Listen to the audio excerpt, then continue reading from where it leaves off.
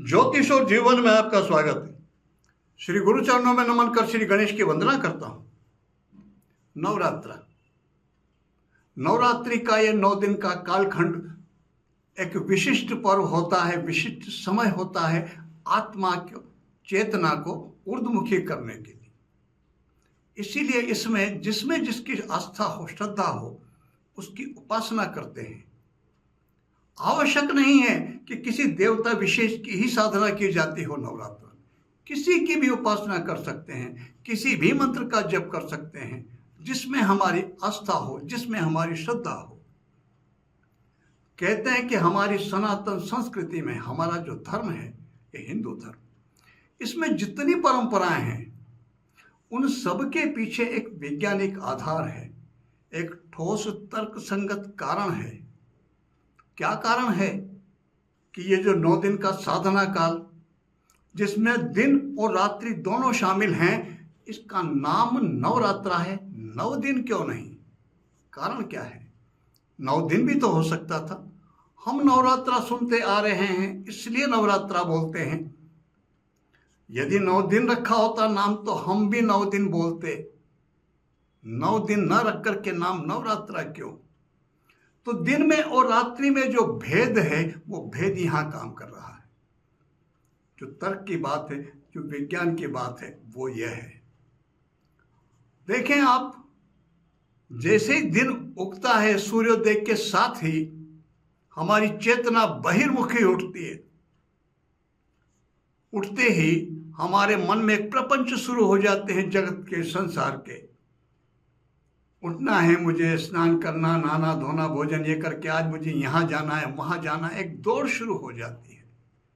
चेतना का बहिर्मुखी होना ये जगत से जोड़ता है। दिन भर के कामकाज करने के बाद जब हम रात्रि को बिस्तर पर आते हैं, विश्राम की स्थिति में होते हैं, हमारी चेतना अंतर्मुखी होती है। और चेतना के अंतर्मुखी होने के कारण ही हमें नींद आती है, और उस नींद में हमें ऊर्जा प्राप्त होती है, शक्ति प्राप्त होती है। उसी ऊर्जा और उसी शक्ति के दम पर हमारा दूसरा दिन सही व्यतीत होता है, हम ढंग से कामकाज कर पाते हैं। यदि कोई उलझन मन में रह जाए, किसी कारण से हमारी चेतना अंतर्मुखी ना हो पाए, तो नींद नहीं आती। और जब नींद नहीं आती तो फिर रात्रि में जो ऊर्जा मिलनी चाहिए वो नहीं मिलती। तो फिर दूसरा दिन हमारा जैसा व्यतीत होना चाहिए ऊर्जावान, वैसा नहीं होता। यही कारण है, एक संकेत है ये। इस 9 दिन के साधना काल को हमें रात्रि के समान व्यतीत करना चाहिए। क्या होता है रात्रि में? रात्रि में हमारी चेतना अंतर्मुखी होती है। तो 9 दिन के साधना काल में हम हमारी चेतना को अंतर्मुखी करें, संसार के, जगत के जो प्रपंच हैं उनसे कटें, अलग होकर के हम केवल साधना के उसमें, फिर वो साधना हमारी किसी भी देवता की हो। देवता वो ध्यान है, माध्यम है। मूल कार्य तो है चेतना को अंतर्मुखी करना, अपनी आंतरिक शक्ति को, ऊर्जा को जागृत करना। उद्देश्य यह होता है। उसके लिए भगवती मातेश्वरी दुर्गा भी स्वरूप हो सकती है, माध्यम हो सकती हैं। किसी के लिए भैरव देव माध्यम हो सकते हैं, किसी के लिए हनुमान जी हो सकते हैं, किसी के लिए 10 महाविद्याओं के जो विशिष्ट साधक के आगे बढ़ते हैं वो स्वरूप हो सकता है। कोई भी माध्यम हो सकता है, लेकिन मूल कार्य है चेतना का अंतर्मुखी होना। नवरात्रा का प्रधान कार्य है। तो हम कुछ भी करें, समाज में कई तरह की बातें प्रचलित, भ्रांतियां, और उसके कारण आम जन भ्रमित होता है, सही मार्गदर्शन नहीं होता, कई तरह के भय व्याप्त होते हैं। किसी भी प्रकार का भय मन में रखने की आवश्यकता नहीं। सहज रूप से क्या कर सकते हैं, पिछले वीडियो में हम चर्चा कर चुके हैं। शाबर मंत्र करना चाहे शाबर मंत्र करें, तांत्रिक पौराणिक मंत्र करना चाहे वो करें, लेकिन हमें साधना का ये 9 दिन का समय, इसका लाभ अवश्य उठाना चाहिए। उसके लिए क्या करें? अधिकतम प्रयास करना चाहिए कि जिस समय हम आसन पर बैठें, और नहीं दिन में हम अपना कामकाज करें। नौकरी पेशा है, व्यापार है हमारा, जो भी कुछ काम कर सकते हैं करें। यदि हमारे पास समय है, वैसी परिस्थितियां हैं, हम अधिकतम समय दे सकते हैं, वो अधिकतम समय दें। छुट्टियां लेकर के 9 दिन ही साधना के उसमें रह सकते हैं, वैसा भी रहें।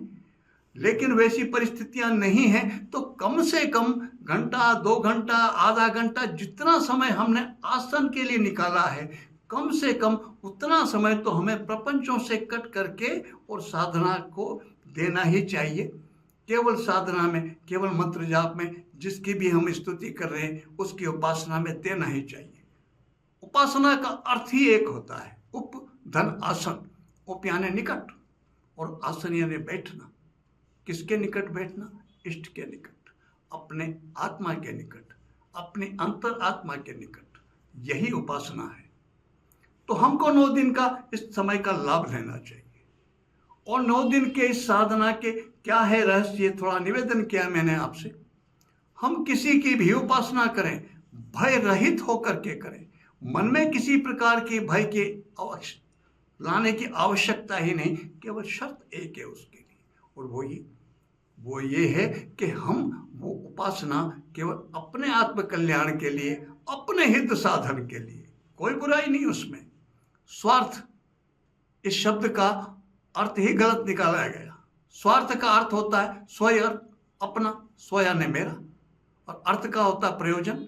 मैं अपना प्रयोजन सिद्ध करना चाहता हूं, मैं अपना स्वार्थ सिद्ध करना चाहता हूं, मैं अपना प्रयोजन सिद्ध करना चाहता हूं। इसमें किसी को क्या दिक्कत हो सकती है? दिक्कत वहां होती है मैं अपना प्रयोजन सिद्ध करने के लिए किसी का अहित करूं, वह अनुचित है, वह नहीं होना चाहिए। हम हमारा स्वार्थ सिद्ध कर सकते हैं। सांसारिक जैसी कामनाएं हैं हमारी, कुछ भी कैसी भी हो सकती हैं, उनकी पूर्ति के लिए हम उपासना कर सकते हैं, किसी भी देवता का अवलंबन ले सकते हैं। शर्त केवल एक कि किसी के अहित की कामना नहीं होनी चाहिए। हम किसी का भी बुरा करने का, नुकसान करके अपने अहित के लाभ की बात ना सोचें। बस केवल इतनी सी शर्त। फिर गलत हो जाएगा तो क्या होगा? किसी तरह का नाराजगी तो नहीं हो जाएगी, कहीं किस तरह का अपराध तो नहीं हो जाएगा। जो जितने भय हैं, जितने भी प्रकार के, इन सारे भयों को, सभी भयों से मुक्त होकर के और हमें उपासना करनी चाहिए। जिस भी देवताओं में हमारी आस्था हो उनकी करना चाहिए। नवरात्र में 9 दिन हम किसी भी प्रकार का, जैसा हमसे सुविधाजनक समय हमारे पास है, उसके अनुसार हम निर्धारण कर लें। संख्या का, जप का, पाठ का, जैसा चाहे कर सकते हैं। उसके बाद फिर हम एक पाठ का नियम, अधिकतम हमसे नियमित रूप से प्रतिदिन नहीं बैठे, एक पाठ, एक माला का नियमित हमको 9 दिन, इनमें 9 दिनों में या नवरात्रि में जो भी हमने साधना का क्रम रखा, वह पूरा करने के बाद फिर नियमित रूप से उस मंत्र का, जिसे हमें नवरात्रा में हमने जपा है, 9 दिनों में, नवरात्रा में अधिकतम जपने का प्रयास करना चाहिए। वह संख्या हम स्वयं निर्धारित करें, हमारे पास समय की उपलब्धता को देखते हुए कितना कर सकते हैं, इस बात को ध्यान रखते हुए। एक छोटी सी घटना, जब मैं नौकरी में था, नवरात्रा में मैं छुट्टियां ले, चैत्र की, आश्विन के नवरात्रा में मैं छुट्टियां लिया करता। आजकल कंप्यूटराइज का समय हो गया, क्लिक करते ही सारा बैलेंस वगैरह बताया जाता है, गलती होने की संभावना नहीं थी। जब समय मैनुअल था, रजिस्टर में एंट्री हुआ करती थी। हमारा एसडीओ ऑफिस लगता था झालावाड़, भवानी मंडी पोस्टिंग थी। मैंने ईएल अप्लाई की नवरात्रा के लिए, 9 दिन की छुट्टियां, ईएल सैंक्शन होकर के आ गई, सैंक्शन हो जाया करती थी। नवरात्र से 2 दिन पहले मुझे एसडीओ ऑफिस से बाबू ने टेलीफोन करके बताया कि राहुल जी कुछ गड़बड़ हो गई। क्या हुआ? कि मैंने छुट्टियां तो आपके सैंक्शन कर दी, वो साहब से सैंक्शन करके भेज दिए। मैंने कहा वो तो आ गई, लेकिन यहाँ गड़बड़ ये है कि आपके तो ईएल ही बैलेंस नहीं है। ईएल अर्थात अर्न लीव, जो छुट्टियां मिलती वो तो आपकी ईएल ही बैलेंस नहीं है। मैंने कहा फिर क्या, तो मेडिकल देना पड़ेगा या फिर लीव विदाउट पे हो जाएगी, और कोई नुकसान नहीं होगा, सैनिटरी वगैरह नहीं, लेकिन 9 दिन का तनख्वाह कटेगी या फिर ईएल जो तो ये कैंसिल करनी पड़ेगी। तो मैंने उनसे कहा ईएल कैंसिल नहीं होगी, नवरात्र की उपासना तो जो तय है वो तो होना है। लीव विदाउट पे हो जाए कोई दिक्कत नहीं, मेडिकल भी नहीं दूंगा। मेडिकल भी नहीं दिया, बीमार होकर के, जबरदस्ती कागजों में बीमार होकर साधना करने से क्या है। मेडिकल नहीं दिया। 9 दिन विदाउट पे करवाई मैंने, लेकिन नवरात्रा का मेरा साधना का जो क्रम था उसको नहीं टूटने दिया, वो नियमित रखा। करना यदि है, हमारी आस्था है, तो हम किसी भी तरह से कुछ भी करके व्यवस्था बिठा सकते हैं। यदि आस्था नहीं तो फिर कैसी ही सुविधाएं हों, कैसा ही हमारे पास कामकाज काम बिल्कुल ना हो, हम फ्री हों, फिर भी नहीं कर पाते, फिर भी नहीं कर पाएंगे। तो ध्येय होना चाहिए कुछ प्राप्ति का। और एक बात तो मान के चले, आप जीवन में यदि कुछ पाना है तो परिश्रम मेहनत वो तो करनी ही होगी। बिना परिश्रम के, बिना मेहनत के कुछ भी प्राप्त नहीं होता। और शुल्क मुफ्त में कुछ नहीं मिलता, कीमत तो चुकानी ही पड़ती है। कीमत केवल पैसे से ही मतलब नहीं है। समय भी एक तरह का बहुत बड़ा धन है, संपत्ति है। हमको समय देना होता, वो भी हमने धन है। और व्यवस्थाएं जब पर करते हैं पूजन में, साधना में, तो 2 पैसा भी खर्च होता है। सारी व्यवस्थाएं होती तभी जाकर के कुछ प्राप्त होता है। ये जो टोटकेबाजी चलती है उनमें क्या सुविधाएं होती, व्यक्ति समझता कि ना तो कुछ समय देना पड़ रहा है, ना कुछ विशेष, बस एक समय निकाल के कुछ करना, चलो कुछ करके हो जाएगा। और अनुभव मेरा, हो सकता है किसी का अनुभव विपरीत हो, मैं ये नहीं, मैं अपने अनुभव की बात कर रहा हूँ, मेरे निजी अनुभव की। मैंने भी परेशानियों के दिन देखे, मैंने भी संघर्ष देखा। आसानी से काम हो जाए, बिना कुछ किए, खर्च किए, बिना समय दिए, कौन नहीं चाहता, सब चाहते। तो मैंने भी चाहा होगा, मैंने भी कोशिश की होगी, टोटके मैंने भी आजमाए। और मेरा अपना अनुभव यह है कि टोटकों से कुछ नहीं होता। एक नियमित उपासना का क्रम पकड़ना होता है, और जब उसको पकड़ते हैं, विधिवत साधना करते हैं, तो वो निष्फल नहीं जाती। ये मेरा अनुभव, ये मेरा विश्वास। तो आप भी विश्वास के साथ नवरात्रा का लाभ लें, लाभ उठाएं। जिसमें आपकी आस्था हो, जिसमें आपकी श्रद्धा हो, उन सभी देवी देवताओं की उपासना हम बिना किसी भेदभाव, बिना किसी डर को मन में रखे करना चाहिए, करें। आप सबके ऊपर, आप सबके गुरुजनों की कृपा प्राप्त हो, आपके इष्ट देव की कृपा प्राप्त हो, आप सबकी मनोकामनाएं पूर्ण हो। इसी प्रार्थना के साथ मैं आप सबको नमन करता हूँ। नमस्कार।